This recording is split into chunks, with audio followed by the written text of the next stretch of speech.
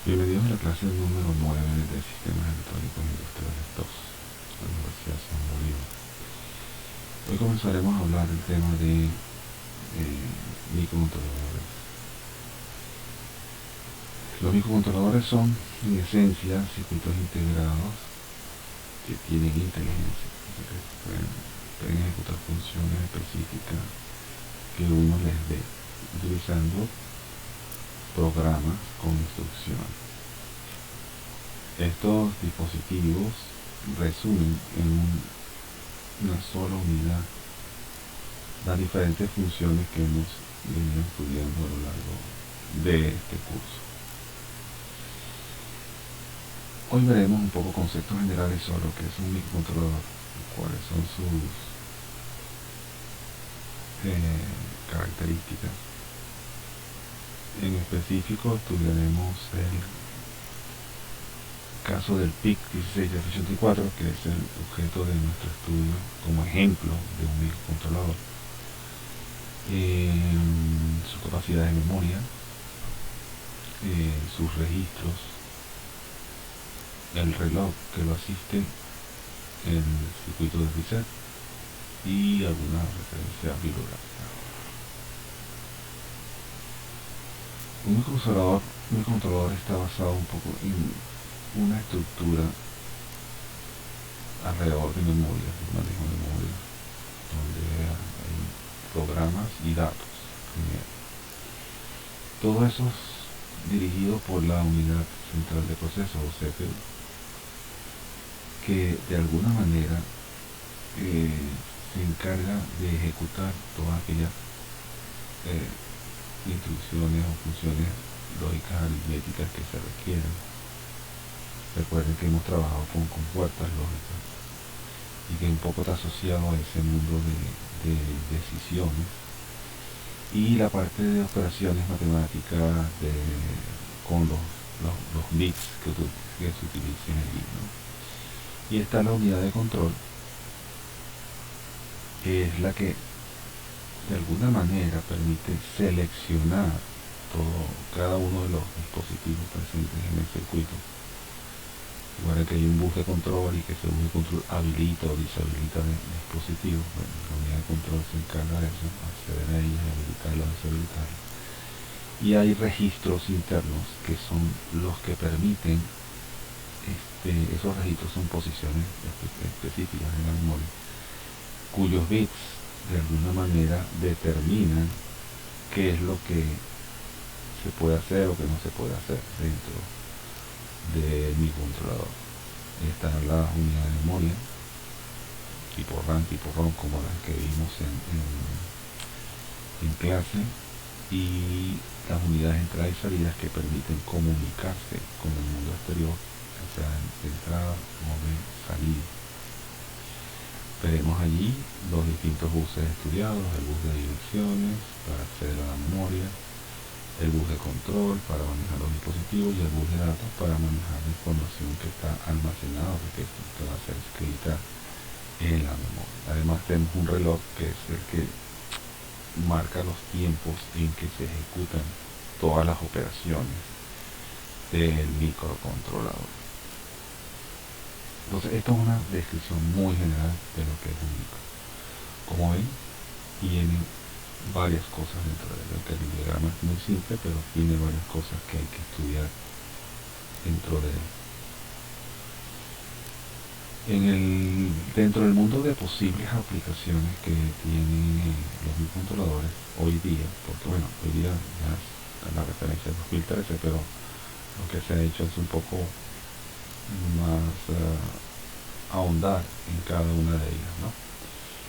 Está la del sector automotor, la de la salud, la de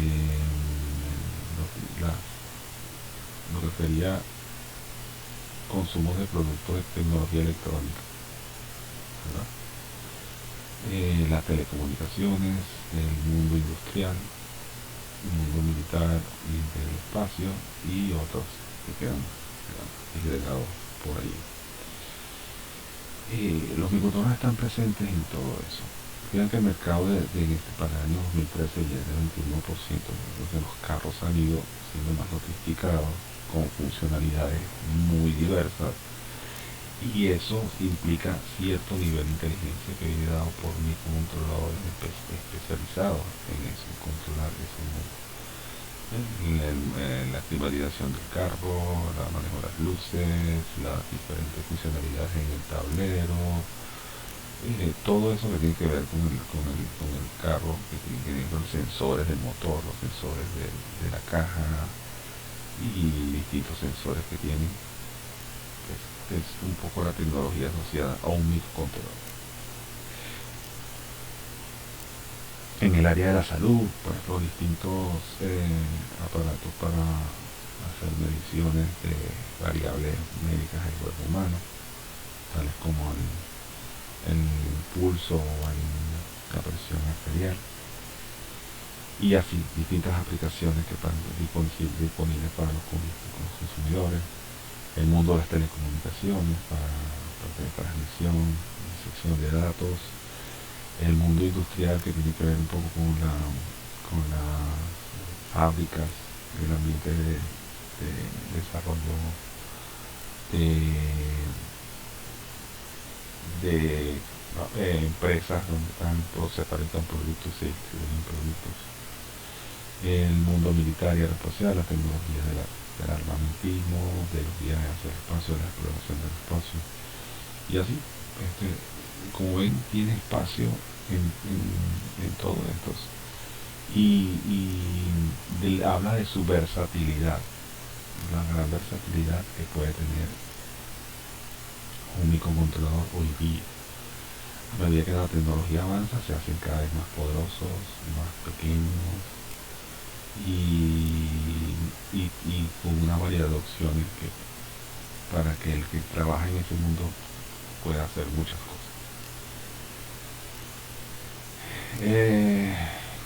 ¿Cuál es la principal característica de un microcontrolador? Es un sistema cerrado. O sea, un sistema cerrado significa que no tiene que recurrir a fuentes externas para poder operar.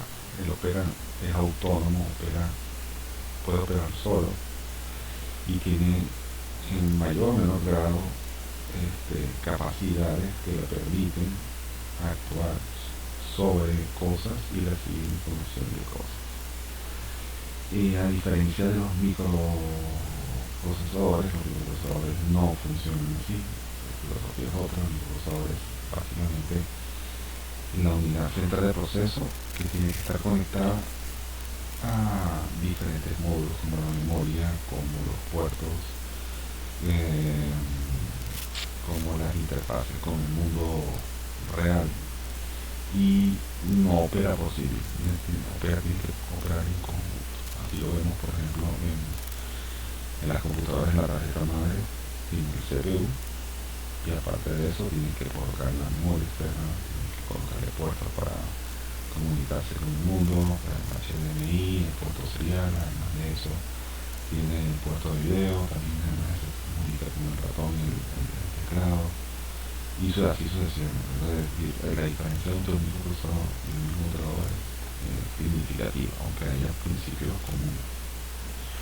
En este caso en particular, en el microcontrolador se puede integrar el CPU, la memoria que necesita para operar, la conversión analógica digital o digital analógica también está incluida allí.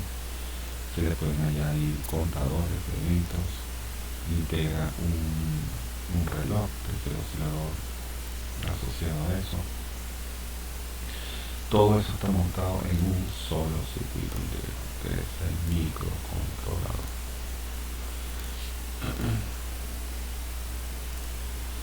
Obviamente, dependiendo de la aplicación, pues el fabricante le da capacidades distintas a cada uno de ellos. En pantalla pueden ver una aplicación muy sencilla donde se trata de controlar la temperatura de un ambiente utilizando un calefactor, un microcontrolador. Y vemos que, bueno, por supuesto que dentro del microcontrolador hay un programa que lo maneja y cuáles son sus relaciones externas. Por un lado tenemos botones que permiten incrementar o decrementar la temperatura a la que va a funcionar. Maneja un sensor de temperatura o de humedad, si ese es el caso. Eso como señales de entrada a mi controlador, ¿no? A la salida puede mostrar en pantalla información de la temperatura a la cual está activado. También el control del calefactor en sí mismo, que no lo puede hacer de manera directa porque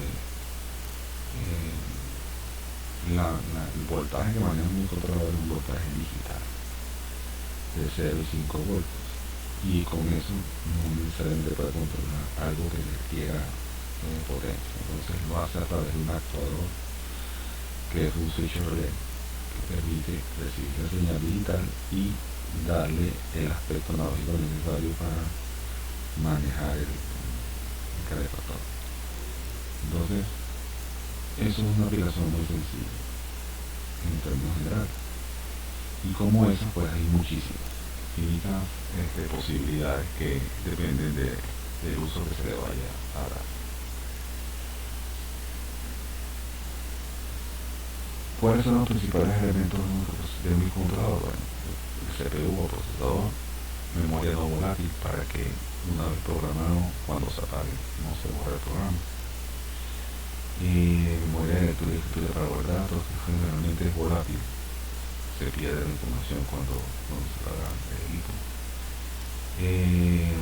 Líneas de entrada-salida para la comunicación con sus distintos periféricos, cosas externas, recursos externos, y una serie de recursos auxiliares para poder comunicarse con el mundo, un circuito de reloj interno, convertidores analógicos digitales, digitales analógicos, no todos los tienen, pero bueno, los que los tengan se pueden utilizar. Incluye protección ante fallos de alimentación, que es si se para la energía, dejar el controlador en un estado estable de recuperación, y circuitos que manejan estados de reposo bajo consumo, sobre todo cuando están alimentados a través de fuentes de batería, que operan independientemente de la energía eléctrica como tal. Es importante para que si el controlador no está haciendo algo específico de sus tareas, pase a un modo de reposo bajo consumo de energía. Lo puede hacer automáticamente. Y esos son en términos generales los recursos que se requieren de un controlador. Ahora, como todo circuito integrado que es de alguna manera un poco más sofisticado, requiere de que se le dé forma a su estructura interna. Eso se llama arquitectura. La forma como se relacionan los distintos módulos internos del microcontrolador es lo que se le llama arquitectura. La arquitectura, por supuesto, pasa por tener buses, los buses que permiten mandar la información o recibir la información, y está centrado en base a la relación que hay entre el CPU, unidad central de proceso, y la memoria, los módulos de memoria. Vimos en clases anteriores que la comunicación entre el CPU y la memoria está a través del bus de control, que es el que permite activar o desactivar los distintos módulos, seleccionarlos o no seleccionarlos. El bus de direcciones, por el cual se puede seleccionar la memoria, la posición específica de memoria, y el bus de datos, por el cual se transmite la información a la memoria para escribirlo o se saca información de la memoria para leer. Y eso tiene que ver con los tipos de memoria que vimos: el módulo de memoria RAM, cassette aleatorio, y el módulo de memoria ROM, que es de solo lectura. Entonces, en la arquitectura von Neumann dice que la unidad de procesamiento central se relaciona con ambos tipos de memoria usando el mismo bus de control, el mismo bus de direcciones y la misma instrucción. Eso es una estructura clásica que es heredada de mucho tiempo de que empezaron a crearse las computadoras. Ese secreto se llama el demonio. Alternativamente hay una arquitectura diferente, la arquitectura Harvard, que separa la memoria RAM por una memoria RAM por el otro, de tal manera que ambas tengan diferentes buses de control diferentes, buses de direcciones diferentes y buses de datos diferentes. ¿Qué implica eso? Que por ejemplo, al no compartir el mismo número de datos, yo puedo estar leyendo de la memoria ROM algo y al mismo tiempo estar escribiendo algo de la memoria RAM, porque los buses son separados. Y entonces eso hace que no tenga que esperar a que la memoria ROM deje de funcionar, deje de estar haciendo lo que está haciendo para poder trabajar con la memoria RAM. A eso se le llama un poco trabajar en paralelo o paralelismo. Son independientes esos manejos, ¿verdad? Si en la memoria ROM, como aparece en pantalla, hay registros de instrucciones, o sea, posiciones específicas de la memoria que son para instrucciones, entonces las accedo, las puedo leer, al mismo tiempo que por el otro lado estoy escribiendo datos dentro de la memoria RAM. Entonces, eso es una arquitectura que te da un poco una mejor versatilidad para el manejo del microcontrolador. Y esa es la que típicamente se usa en el diseño de microcontroladores, la arquitectura Harvard. Entonces, de manera general, el diseño de un microcontrolador está basado en 3 puntos. Primero, su estructura interna basada en la arquitectura Harvard. Luego, como es programable, yo tengo que darle instrucciones a mi controlador. Instrucciones que tienen unas características particulares, cada una de ellas, para hacer su función.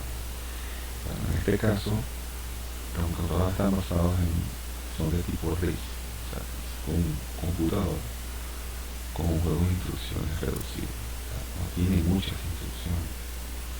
Por lo tanto, lo que voy a hacer, tiene que hacerlo con ese juego de instrucciones.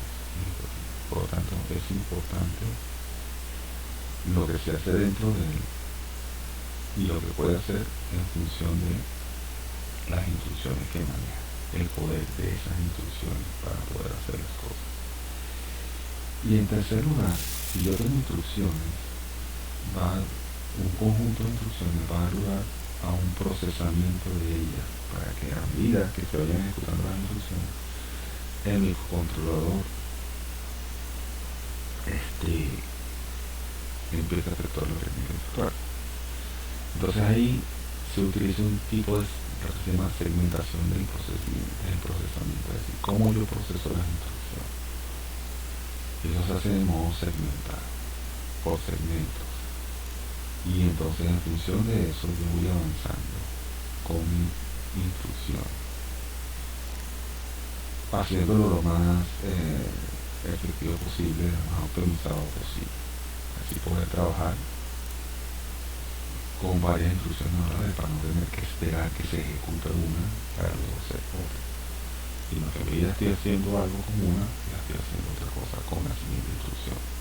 Obviamente hay un orden, cuando uno programa, hay un orden, una secuencia de las instrucciones.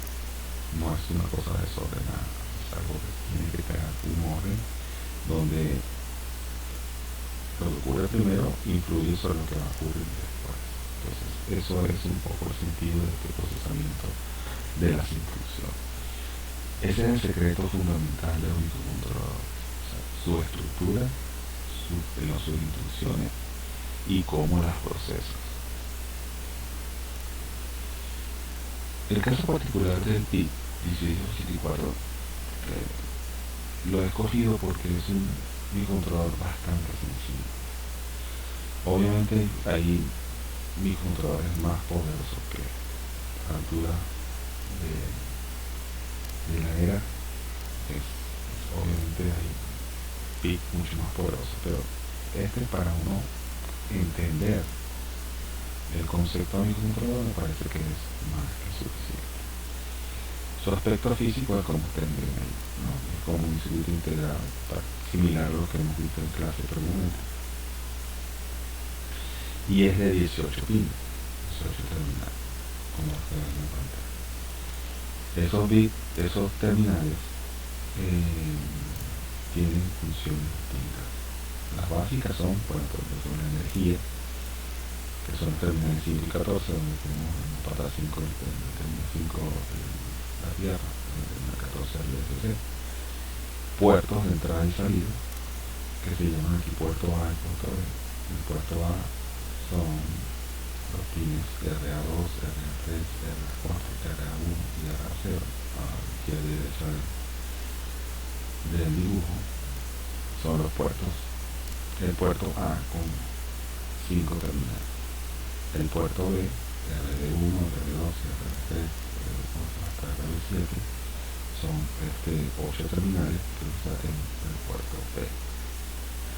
Luego viene el master clear, que es el reset activo en 0. O sea, que cuando coloco un 0 allí, hago un reset sobre el controlador. Eso hace que vaya a la posición de inicio donde está el programa que dejan creado para él.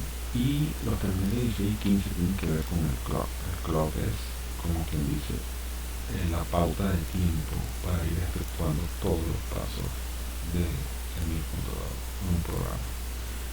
Es una señal que es importantísima porque el clock es el que de alguna forma se usa para dirigir toda la orquesta, la temporización de todo lo que se hace allí. Es como ven, un circuito integrado bastante sencillo, porque la mayoría de las cosas son puertos. Luego el secreto está en la programación, cómo uso esos puertos para hacer cosas.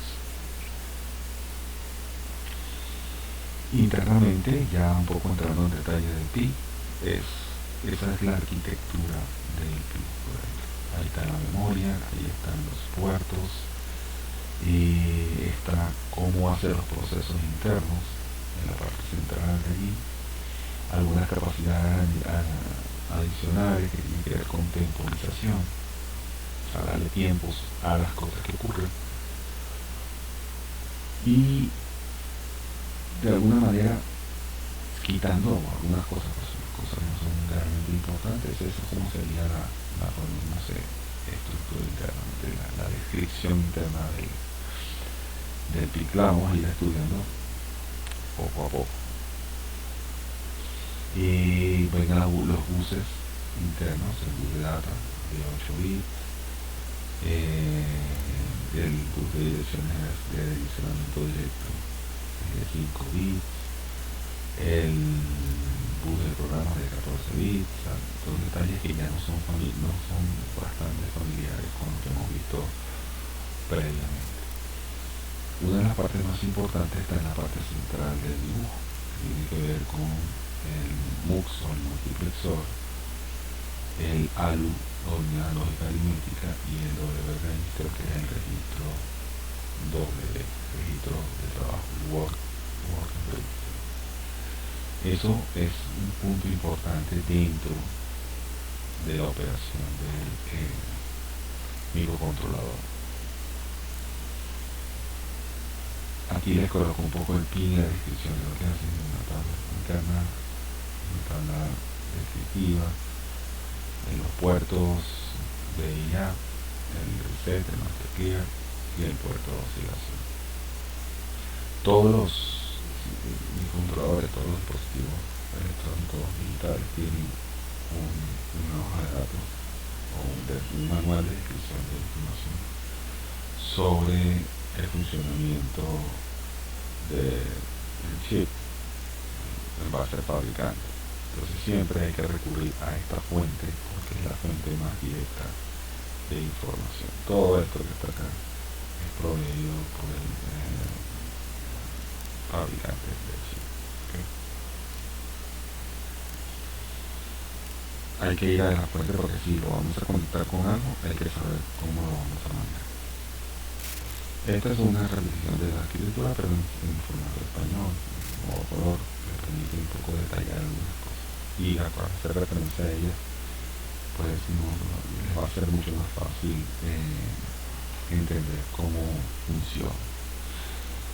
Sé que puede dar un poco de angustia al ver tanta información llegar. Digamos que cuando uno empieza como a programar, va a ir descubriendo todas estas cosas y para qué se usan. No hay que tener miedo porque realmente vamos a ver que solamente vamos a expandir nuestro conocimiento, pero sin que sea una cosa traumática que demora poder aprenderlo. Sí se puede aprender porque es muy sencillo. Al final va a ser muy sencillo. Me parece importante poner este diagrama porque ayuda en muchos términos a entender la familiarización con los términos en inglés y español y segundo para entender algunas cosas. Bien, entonces en el caso del PIC está basado en una arquitectura Harvard. De un lado está la memoria ROM, del lado izquierdo, del lado derecho la memoria RAM. Para hablar con la memoria RAM hay un bus de datos de 7 líneas, el bus de direcciones de 7 líneas, el bus de datos de 8 líneas, el bidireccional, el bus de dirección es unidireccional para el CPU hacia la memoria para buscar la posición de memoria que vamos a leer o escribir. Y del lado izquierdo el ROM, que es donde están las instrucciones de los programas. Tiene los buses, el bus de la dirección de cada instrucción que es de 13 líneas y el bus de instrucciones o de datos que es el de 14 líneas. Entonces es una arquitectura sencilla. Ya esa información la estamos manejando. Tenemos una arquitectura Harvard, buses separados y ya sabe, lo que vamos a extender un poco el uso del conocimiento de las memorias, que es esencial acá. Hablamos de memorias en términos generales y de registros, que son posiciones específicas de las memorias. Los registros son posiciones específicas dentro de la memoria. Respecto al timing, que son los tiempos, que dependen netamente del reloj, vamos a ver que el controlador funciona en 4 tiempos. Esos tiempos son QSU1, QSU2, QSU3 y QSU4. ¿Okay? Esos tiempos se dan dentro de cada instrucción. Y cada uno tiene una función específica. El tiempo 1, Q1, es el ciclo de decodificación de la instrucción. Cuando uno coloca una instrucción, el micro tiene que entenderla. O sea, esa instrucción puesta de una forma, él la va a traducir a acciones digitales. Decodifico esa instrucción para saber qué es lo que se quiere hacer. Paso al siguiente ciclo, que es el ciclo de lectura formal de la instrucción. Ok, ya la decodifiqué, ya la entendí, ahora la leo para ejecutarla.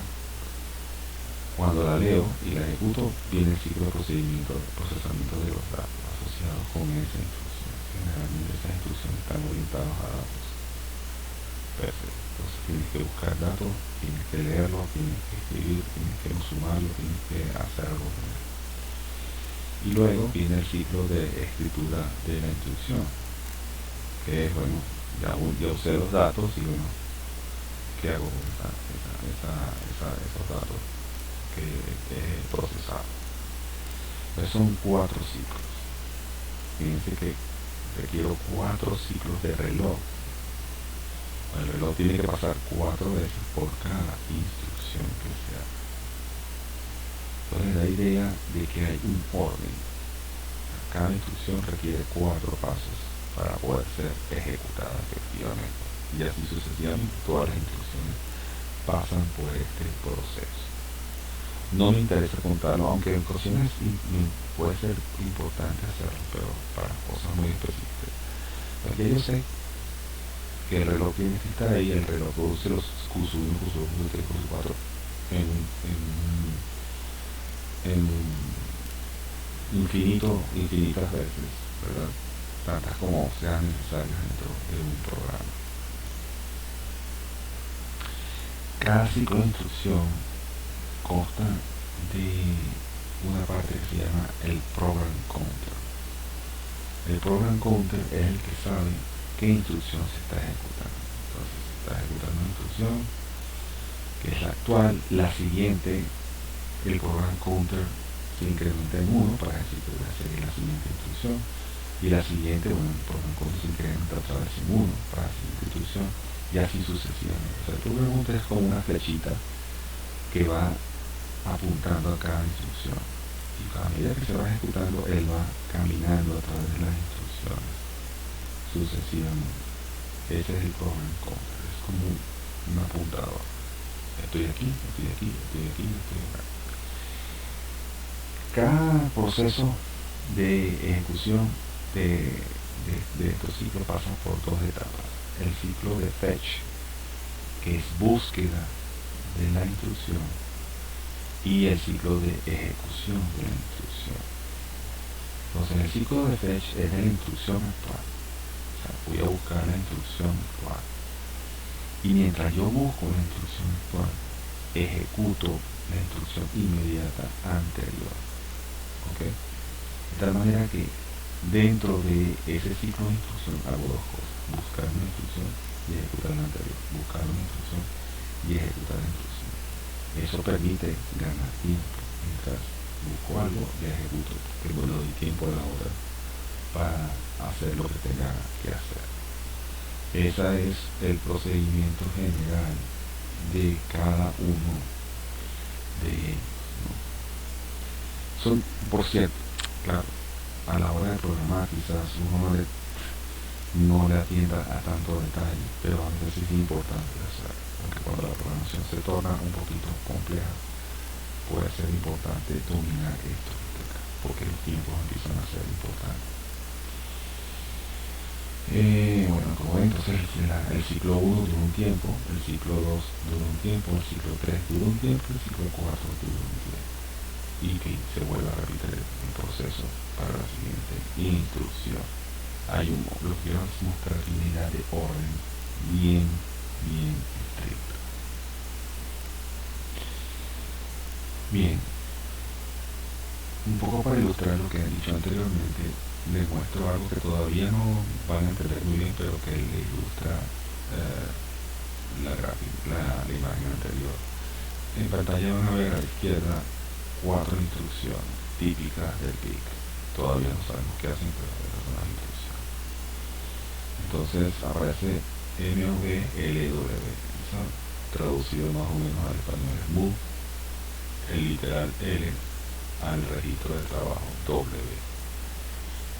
Los literales son como constantes. Entonces dice, bueno, mueve la constante tal al registro de trabajo W. El registro de trabajo W tiene un address muy específico. Y entonces, ¿cuál es ese literal? El 55. El 55H es el 55 en forma de hexadecimal, pero no podemos poner todos los bits binarios, ¿no? Entonces, esas son instrucciones. Después hay una segunda instrucción, después hay otra instrucción y una cuarta instrucción. Entonces, cuando estoy en la primera, busco el move LW y debo ejecutar la anterior. Cuando estoy ejecutando la primera instrucción, estoy buscando la segunda instrucción, que es el fetch 2. Entonces, busco, ejecuto, pero cuando estoy ejecutando, busco la siguiente. Cuando estoy ejecutando la siguiente, busco la siguiente. Cuando estoy ejecutando esa, busco la siguiente, y así sucesivamente. Como pueden ver, cuando tengo una instrucción, tengo dos pasos: buscar y ejecutar, buscar y ejecutar, buscar y ejecutar, buscar y ejecutar. Así funciona este tema, y eso es por cada instrucción que se le dé al micro. Ya vamos a ver qué significan todas esas instrucciones que aparecen ahí, y veremos ejemplos de ellas. Pero para dar una idea de cómo se piensa esto, cómo se piensa el procesamiento de todas las instrucciones de un programa, es importante para ese procesamiento de instrucciones ¿Cómo se maneja de eso dentro de la estructura del PIB? Yo le señalé que en la parte central destaqué la presencia del multiplexor, de la unidad lógica aritmética y del registro de trabajo. El multiplexor es muy importante porque él recibe dos informaciones posibles. Son opcionales. Por un lado, la información que viene del registro de instrucción. O sea, si yo tengo una instrucción, esa instrucción, su representación digital está en la posición de memoria de la instrucción. O sea, un registro específico, una posición de memoria donde están los 0 y 1 que describen la instrucción a nivel binario. Eso es una parte de la información que puede manejar el multiplexor. O, opcionalmente, que venga el banco de datos de memoria, ¿no? Que vengan los bits de ese banco. O sea, yo puedo manejar los datos o instrucciones. Entonces, o una instrucción o es un dato. Y el multiplexor permite escoger entre uno de los dos. ¿Okay? Entonces, la salida del multiplexor va a ser o la información de la instrucción o la información de los datos. Y eso va a ir a la unidad lógica aritmética, el ALU. Del otro lado de la entrada del ALU está lo que viene del registro de trabajo. O sea, la última información que está en el registro de trabajo, sea resultado de lo que sea, está allí. Entonces, cuando yo doy una instrucción, digo, bueno, yo doy una instrucción, voy a esa instrucción, voy a afectar lo que está en el registro de trabajo, pues lo tomo como referencia, la ejecuto y lo vuelvo a guardar, como que sobreescribiendo sobre lo que estaba en el registro de trabajo. El registro de trabajo es un utility, todo va ahí, pero es altamente volátil, es decir, la información que está ahí puede cambiar de un momento a otro lado por las instrucciones que yo estoy ejecutando.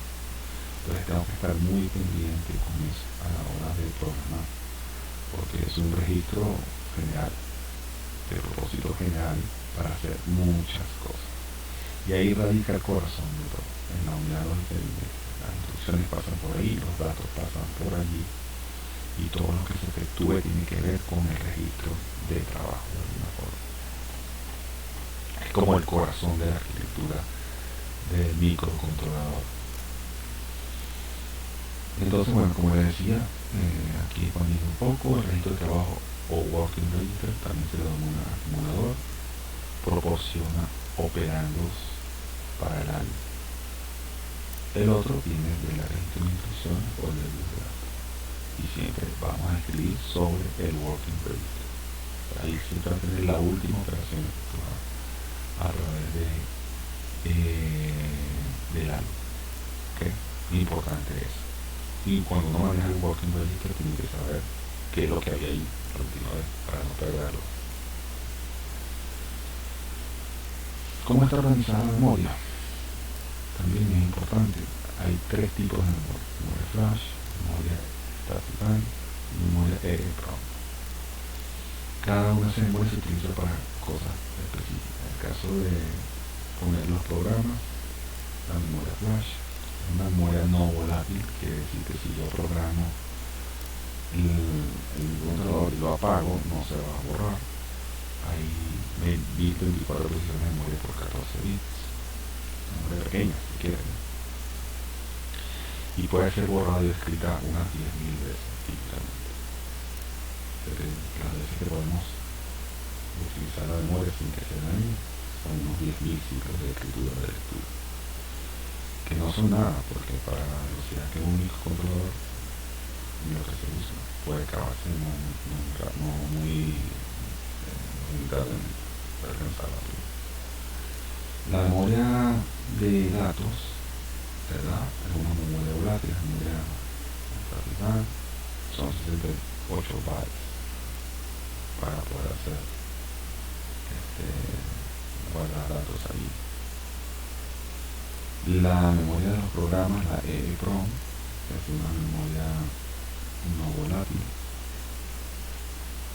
y la memoria SRAM para el stack, que lo vamos a ver luego, tiene que ver un poco con el program counter y cómo manejo los ciclos de ejecución de un programa. Entonces, de tal manera tenemos por un lado programas, por un lado datos, por otro lado instrucciones y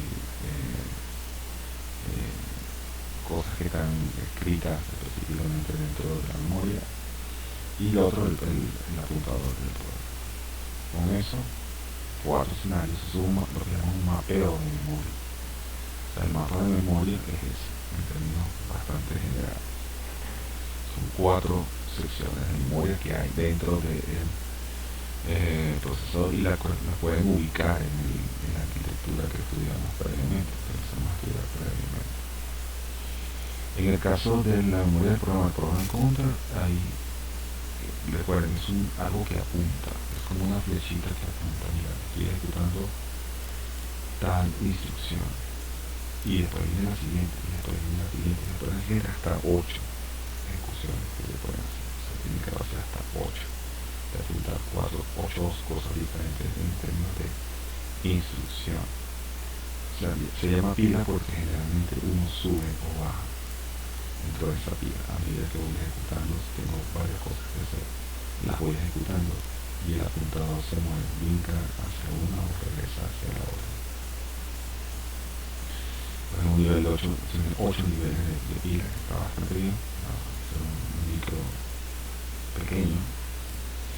Hay posiciones del PC que tienen que ver con el vector de reset, que cuando yo hago un master reset para resetear la máquina, él llega siempre a una posición específica, que es la 000H hexadecimal. Y cuando se produce una interrupción, la interrupción es un concepto que vamos a ver más adelante. Si yo tengo al PIC haciendo algo, lo puedo interrumpir. O sea, deja de hacer eso porque es prioritario. Eso es lo que es una interrupción. Y cuando yo ejecuto esa interrupción, va a esa posición específica de memoria, que es la 0004. O sea, eso es un buen algo que aprender a hacer. Bueno, ya dije que el PC, el program counter, se encarga de eso. Y vimos también los ciclos que hace, el ciclo de búsqueda y el ciclo de ejecución, el fetch y el execute. Ya lo vimos ahí para ustedes, ¿no? La organización de la memoria en términos generales, hay dos bancos, el banco 0, el lado izquierdo, el banco 1, el lado derecho. Y pues uno va a trabajar con el banco 0, lo selecciona, el banco 1 lo selecciona. Entonces vemos que en ese banco de registros, que era la segunda parte de la memoria, hay una posición de memoria que tiene una función específica. Esa función específica aparece escrita ahí, o sea, dentro de donde dice, por ejemplo, indirect address, direccionamiento indirecto, son bits, solamente que los llamamos así para darle una función, pero esos son los bits que están dentro de la posición 00H. Cada bit tiene un significado, por sí solo es un significado que el micro debe entender y reconocer en su momento. Entonces vemos que de la 00H hasta la 0BH, del lado del banco 0, y de la 80H hasta la 8BH del banco 1, hay esos registros que son equivalentes, tanto en el banco 1 como en el banco 2, a excepción de 1. Sección de 1, que es el que está en el 01H y el 81H. Ahí son ligeramente diferentes, pero el resto son equivalentes. O sea, si estoy trabajando en el banco 1, pues bien, estoy en el banco 1 y puedo trabajar con una cosa también. O si estoy en el banco 0, así trabajo en el banco 0. Entonces son registros de funciones especiales, special functions registers. Y el resto de las posiciones son posiciones de propósito general, las puede usar el programador como les dé la gana. Entonces eso te da, digamos, tranquilidad para poder trabajar con esto. ¿ok? O sea, las restantes de ellas son General Purpose Register, para usarlos como el programador lo quiere hacer.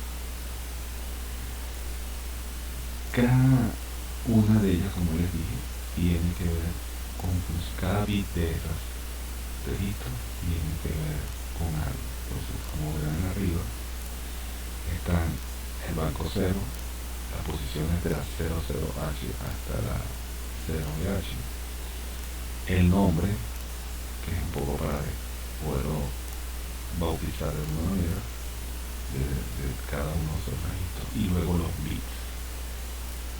El bit 0, el bit 7, cada bit tiene, independientemente de la función, algo que hacer, algo que representa ese bit y que decide al microcontrolador. Igual pasa con el banco. Entonces, eso tenemos que aprender a dominarlo, porque a medida que vayamos entendiendo cómo se programa, vamos haciendo uso de esos recursos. Entonces, esta es registro de funciones especiales, están orientados a bits. O sea, el bit es cada bit tiene algo que contar. Aquí les voy a hacer una muy breve descripción de esos registros de funciones especiales. No es que vamos a dominarlo de una manera inmediata, va a requerir algo de tiempo. En este paso en particular, en la posición 00H, permite hacer direccionamiento directo o indirecto de una posición. ¿Qué significa direccionamiento directo? Bueno, como lo vimos en las clases previas de memoria, yo coloco el address de la memoria, de la posición de memoria que yo leí y ya. Eso es directo. El indirecto es que el address viene a través, primero coloco el address en un registro de memoria, una posición de memoria, y a través de ese registro, en combinación con otro bit, él va a seleccionar la posición. Ese es el direccionamiento indirecto. O sea, primero paso por algo para luego llegar a la address que quiero. Entonces, bueno, esas son cosas que tienen su sentido, en ese momento lo vamos a ver, pero que se permiten a través de ese registro en particular. El registro de temporizador, bueno, como les comentaba, a partir del clock, del reloj, se puede lograr pautas de tiempo, o sea, temporización de eventos. Bueno, entonces, esa temporización de eventos se hace a través de ese timer 0, TRM0. ¿Ok? Entonces, yo tengo distintas opciones, algo llamado preescalador, que vamos a ver luego. Y cuando se le termina su tiempo a ese timer, él genera una interrupción, que es la que comparte el puerto 4, la función que comparte el puerto 4, el terminal 4 del puerto A. Entonces esa función, cuando se termine la cuenta, él va a generar algo que interrumpe en lo que está haciendo el programa. También eso lo vamos a ver más adelante. El PCL es el bytes más bajo del program counter. El program counter tiene 2 bytes, el alto y el bajo. Entonces, ese registro contiene la información del contador de programa, que es la parte baja. El status register es como un generador de valores. Es decir, por ejemplo, ahí van a ver los bits de ese registro. Y hay un bit que tiene Z. Ese bit se llama bit del 0. O sea que si mi controlador hace una operación que da resultado 0, ese bit se coloca en 1, por ejemplo. O si en una operación aritmética se produce un acarreo en el bit más significativo, entonces ese bit se va a colocar en 1. Si por ejemplo quiero seleccionar el banco 1 o el banco 0, pues utilizo los bits RP1 y RP0 para poder manejar eso y seleccionar el banco correspondiente. Entonces, en función de eso, pues yo interpretando esos bits, yo puedo hacer cosas con los distintas instrucciones. Luego viene el registro de funciones especiales, que combinado con el index 0 que vimos anteriormente, puedo hacer a memoria de manera directa o indirecta. Puerto A es el conjunto de líneas del puerto A, que por ahí recibo la información independiente por cada bit de ese puerto. Ahí guardo esa información. Que si lo recibo, pues la guardo. Si la saco, pues también está para salir como lectura y escritura. El puerto A, que tiene 5 líneas. El puerto B también tiene 8 líneas y también tiene la información de entrada y salida de ese puerto. El registro EEDATA contiene la información que se va a escribir o que se leyó de la memoria. Ahí queda guardado. El address de esa posición de memoria que se va a usar o se va a leer para escribir está en esa posición de memoria. Fíjate que estamos a nivel de detalle de cosas. El PCLab es contiene el byte alto del program counter, del apuntador del programa. A veces hay que usarlo. El registro de interrupciones, ¿verdad? Tiene que ver un poco con todo lo que son las interrupciones por timer, por overflow, cuando se produce un overflow en el tiempo del contador y cosas así. O sea, son como cosas que generan, todo lo que genera una interrupción en los procesos del microcontrolador está en ese registro, en cada uno de los bits de ese registro. El registro de opciones, el option register, tiene que ver también con el timer, o sea, lo que ya vamos a ver que es el preescalador, que es un poco la relación de tiempo que se hay que establecer para los temporizadores. También está puesta en ese registro. El tris A, que es el que permite decir qué hace cada bit del puerto A, si es entrada o es salida. Si es un 0, se configura como salida, y si es un 1, se configura como entrada. El tris A maneja el port A y el tris B maneja el port B. También puede configurar entrada, salida por bit, por cada bit. No es por toda la palabra, sino por cada bit. El EECOM tiene que ver con el manejo de la memoria ROM del sistema. Que si voy a escribir, que si voy a leer, que si permite ciclos de lectura, que si permite ciclos de escritura, etcétera, etcétera. Todo lo que tenga que ver con la memoria. El EECOM 2 es un registro auxiliar, pero este no tiene mucho que ver con lo que vamos a hacer porque no está habilitado, no está implementado, o sea, no es usado en este caso en particular de este microcontrolador. Nos vamos a quedar solamente con él, que es el que maneja todo de manera general. Los registros de propósito general, que son para el programador, para usarlos como uno le dé la gana. Son un poco de los registros. Registros son posiciones de memoria específicas para usarlos de manera específica. Y hablamos ya del direccionamiento directo e indirecto, tiene que ver con la memoria. Direccionamiento directo, dirección absoluta de la posición de memoria, ahí voy a leer o ahí voy a escribir. El indirecto, paso por el registro de FCR, donde copio algunos bits y de allí, combinado con otro bit, damos a la posición de memoria que deseamos utilizar. Ustedes dirán que bueno, porque no ir directo, bueno, a veces esto tiene sentido y es muy útil para lo que vamos a hacer. Lo interesante es que ya tengan idea de cómo se hace y qué se hace. La palabra de configuración, ¿verdad? Eso tiene que ver con algo muy particular del hardware. Por ejemplo, el tipo de reloj que vamos a usar.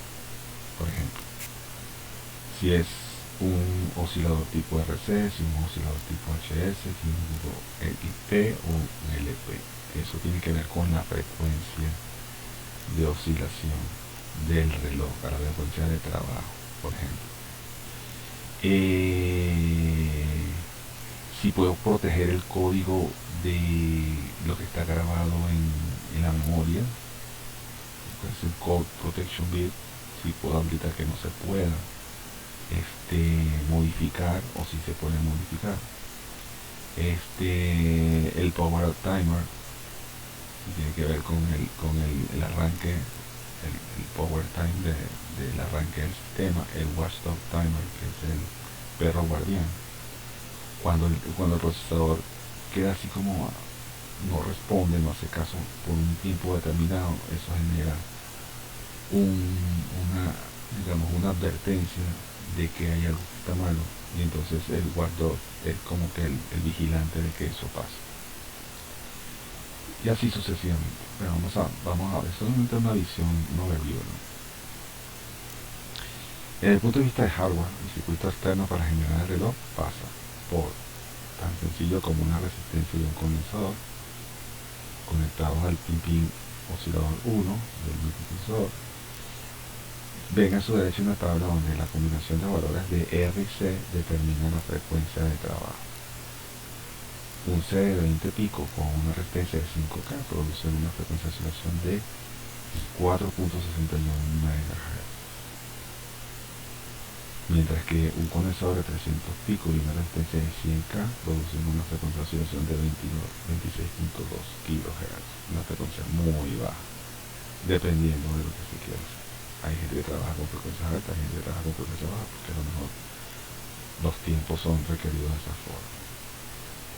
Hay algo que se llama oscilador a cristal de oscilación, que es una combinación de resistencias con condensadores, pero como si fuese un circuito integrado. No es un circuito integrado en sí mismo, sino es una pieza integrada que tiene características muy particulares y que se usan para aplicaciones de alta frecuencia. Si utilizamos el modo HS, por ejemplo, del oscilador, la frecuencia trabaja 10 MHz, es decir, que corre rápido. Si utilizamos el modo LP, es 32 kHz, corre lento. ¿Cuál es la diferencia entre usar condensadores de resistencia y usar el oscilador de cristal que se ve allí? Bueno, que digamos que la estabilidad de los tiempos. En un RC, la estabilidad de esos tiempos no es tan cerrada como en esto. Y recuerden que todo pasa por el reloj. Toda la ejecución de los procesos pasa por el reloj. Entonces es crítico si las cosas que se hacen no son a un nivel, a una rata muy alta. Yo puedo trabajar con el SCR, combinación de resistencia y condensador, que es muy simple y fácil de hacer, mientras que el cristal tiene valores específicos, en este caso 4 MHz, por ejemplo, que está en la pantalla. Entonces, dependiendo de cada situación de requerimiento del controlador, uno escoge uno u otro. Es un circuito muy sencillo, como ven, una R y una C y USC, no hay mucho más que hacer. O esos dos condensadores de 22 pico y el cristal conectado entre el oscilador 1 y el oscilador 2. ¿Ok? Entonces, bueno, tenemos esos osciladores tipo RC, XS, XT y LP con frecuencias que varían. La escogencia es muy particular del que está haciendo el diseño. Circuitos de reset. Es activo en 0, el master clear es activo en 0, entonces hay distintos circuitos. Uno es el primero, RC. El condensador se carga a través de la resistencia y cuando el condensador se carga o se descarga a través de esa resistencia y cuando ese condensador llega a cero, entonces se produce un reset. Eso se hace generalmente a través de un pulsador, como vamos a ver en una de las imágenes. Obviamente, cuando el condensador no se ha cargado, está en cero y mantiene el sistema en reset. Cuando el condensador se va cargando a través de la resistencia, va a alcanzar un cierto valor que va a ser veces DDD en el tiempo infinito y ya no va a estar en modo reset. Eso genera un intervalo de reset determinado en lo que tarda el condensador en cargar. Hay una segunda alternativa usando un diodo y una resistencia para poder tener tiempos, jugar con los tiempos de carga y descarga del condensador. Se carga a través de R, se descarga a través de RS y así sucesivamente. Esos son trucos electrónicos. Y el tercero, que es el más usado, es un pulsador conectado de esa manera. El pulsador conecta el reset a tierra cuando lo pulsamos, si no, lo mantiene al aire y se genera un BDD en el terminal de master clear. Bueno, son cosas que vamos a ver. Seguramente vamos a utilizar el tercero, que es el pulsador, porque me da control. Y ya pues, pueden conseguir todas las reproducciones material de que vamos a ver acá, esencialmente en el datasheet de 84 de la empresa Microchip. Nos vemos en la clase número 10.